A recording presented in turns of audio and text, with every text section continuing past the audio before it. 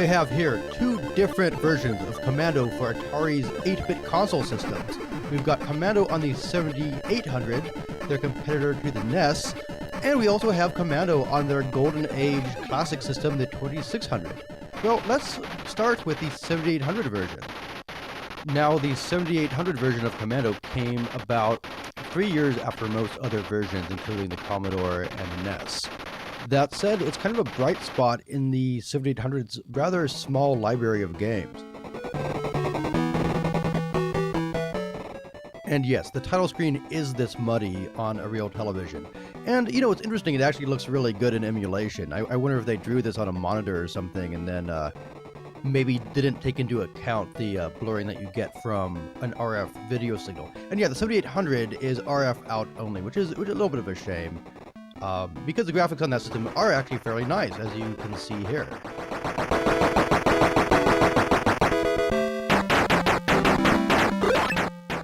For those unfamiliar with Commando, it's kind of your basic run-and-gun game where you blast through 8 stages as this one-man army. And this version is a little bit interesting because you actually can pick up power-ups, and I don't believe any other version of this game has that. Now, the power-ups are pretty simple. You know, there are things like rapid fire, or I just got this knife that lets you run into enemies and not die. And in Commando, you also have to make smart use of grenades that can go over walls and barriers. And of course, there are the usual bonuses, like you can save this guy here. The 7800 version specifically has these bonus rounds where you can go into this wall that you bomb, and now you're in a dungeon saving POWs. No, I haven't played the NES version a whole lot, but I believe there's a similar edition in that where the dungeons are just a bit smaller. So these specific kinds of dungeons are exclusive to the 7800 version.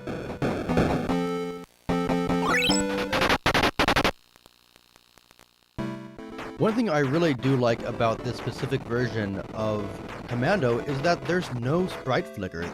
The Atari 7800 was a bit unique in that I don't believe it had a sprite per line limit, you know, sprites on the screen limit, like something like a NES or Master System or Commodore. I think you're only limited by how many sprites you could draw without slowing down the system. It's something I really wish other systems at the time had done, because I really hate it when you're playing a game and things are just flickering out and all that. Another interesting technical note in this game is that it has the full Commando soundtrack, and that was done by putting a Pokey sound chip into the cartridge because Atari, for whatever reason, decided to use the 2600 sound chip again, which is basically off-key. So any of the games like this one that actually do have good audio are done with an addition of a sound chip in the cartridge. Another note about Atari 7800 is that it comes with the world's worst controller, and you can't use a Genesis controller. So I ordered from Europe the pad version, the gamepad, which is actually a fairly respectable gamepad for the 7800 that allows you to use games that have 2 buttons. If the game you're playing only has 1 button, you can just use any 9-pin controller, but if it needs 2 like this, you know, you need a second button for grenades, then you have to choose one of these 7800 controllers, which is kind of a bummer, because they're not really that great. The pad's okay. I do like the styling on the 7800 original joystick. I mean, it looks like something that came out of Star Wars. Now, it just doesn't work very well. I mean, you really have to wrench that thing to get anything out of it. And mine might just be a bit worn out. I mean, maybe it worked a little bit better new. I'm imagining if you could be gentle with it, that it'd actually work okay as a controller.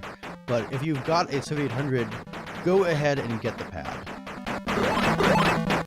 So that's the 7800 version of Commando. It's a really nice port. It's got lots of action with no flicker. It's got, I believe, all 8 levels from the arcade. Now, let's take a look at a significantly worse version of Commando. This is Commando attempted on the Atari 2600 game system. Trying to make a port of Commando for this platform is already, in my opinion, a mistake. Not that the Atari doesn't have some really nice ports of very busy, fast games like Millipede, but, a game like Commando needs this freedom of movement that you're not going to get from this platform at all.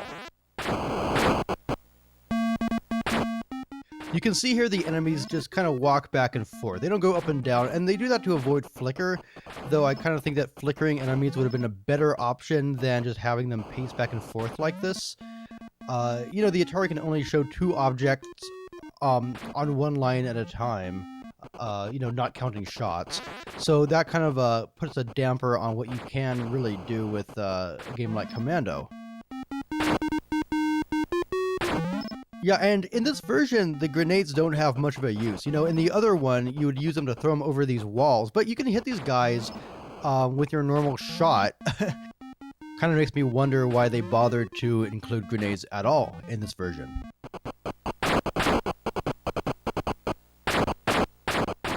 Yeah, I think they should have just bit the bullet and let the enemies venture out of their little rows.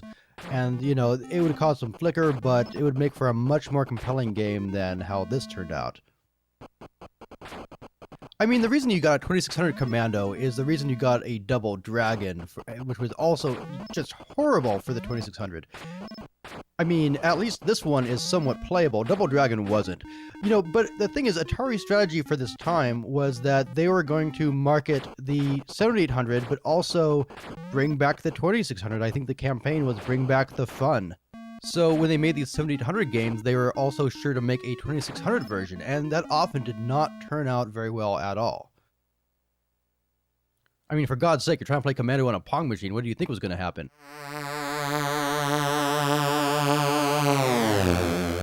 And now a surprise. This is Commando Arcade on the Commodore 64. And I hear you say, wait a minute, Commando Arcade? Yeah, this came out, I think even this year. It's a hack of the original Commando game released in '86 for the Commodore, but this actually adds in a bunch of new features. It adds all the arcade levels, it tightens up the controls, you can actually play with arcade music and sound effects, or the Commodore original stuff. You can substitute in the arcade colors, it works on NTSC or PAL. I think they even fixed some of the flicker that would plague the original version. Oh yeah, and they add the chopper, which wasn't in the original one either. Okay, so the Commodore version of Commando is the version that I grew up with. And I think it's kind of like growing up with NES Contra versus Arcade Contra. I mean, this, to me, makes every other version look really sludgy and slow. And maybe it's just because I'm playing on NTSC, which is 60 Hz versus the original 50. But the game is just frantic, and the controls are so fluid, and that I feel like it's really hard for me to go back to any of the other versions after playing this. And you have that super funky soundtrack by Rob Hubbard. I mean, it's the Commando theme, all right, but it incorporates kind of these kind of funk and breakdance kind of elements into it that are just it's so rad. You go back to the other one and it's just like, oh, okay. Now, I said before that the Commodore one did not have all 8 arcade levels. In fact, it only had 3, and it didn't even loop. I mean, once you got past the 3rd level, I believe it just kicked you back to the high score screen. It's not like it just got increasingly hard and repeated, because that would be pretty fun. No, it was just really short. Which, did not really bug me when I was 7 years old, because I could barely beat the 2nd level as it was. But approaching it as an adult, I was actually really disappointed when I went back to it. So this release really fixes a lot of things that were wrong with the original Commodore release. And so I love this, because you have all the Commodore gameplay that I missed when I played the other versions, and kind of this C64 uniqueness. And, now you get the full arcade experience on top of that. So this is, to me, the ultimate version of Commando to play. I mean, I also have this on my Capcom collection, which is a collection for the PlayStation 1 and the Sega Saturn, and that's pretty much one-to-one arcade perfect. I prefer to play this one. No, I have to talk about the music for a second. This music is the reason that I write electronic music. And, in my mind, this game was a huge audio breakthrough because, before this, you'd get these games and they might have a catchy ditty or two, but they'd be played in a very beepy way. And then I got my hands on Commando. As soon as it starts up, you have this really thick sonic assault. And I had never heard anything like that. I remember waiting until I saw the title screen and I'm like, oh yeah, Rob Hubbard. Okay, I gotta remember that name. And for years, I didn't know anybody else cared about this guy. And then, you get the internet and it's like, oh yeah, Rob Hubbard. Yeah, of course. So all of a sudden I wasn't alone in my appreciation for this anymore. But yeah, that was a trip. And yeah, I played the hell out of this game when I was a little kid, up until the point where my brother, I think we had a fight or something, and he actually crumpled up the game disc. I remember him saying, yeah, you won't be hearing this anymore. Dun, dun, dun, dun, dun, crunch. Yeah, that was a sad day. And I don't think I saw this version of Commando again until I got an emulator in the late 90s. So that was a, 12-year gap where I was Commando-less. I'm actually really happy with my performance in this run of Commando. I'm using this Wyco stick, you can see at the top there, and it's a pretty good accurate controller. It's got micro switches, it's clicky, it's pretty nice. It is coated with rubber, and someone who tried it, said, hey, it feels like an alien baby or something that you're holding, and yeah, that's what makes it so cool. Anyway, there you go. That's the Commodore version of Commando. This is the beefed up version of Commodore Commando, which I really, really recommend. Give it a shot, and of course you also saw the 7800 version, which is also quite good. And I believe the NES one is good, even though I haven't sunk much time into it, so that's probably worth checking out as well.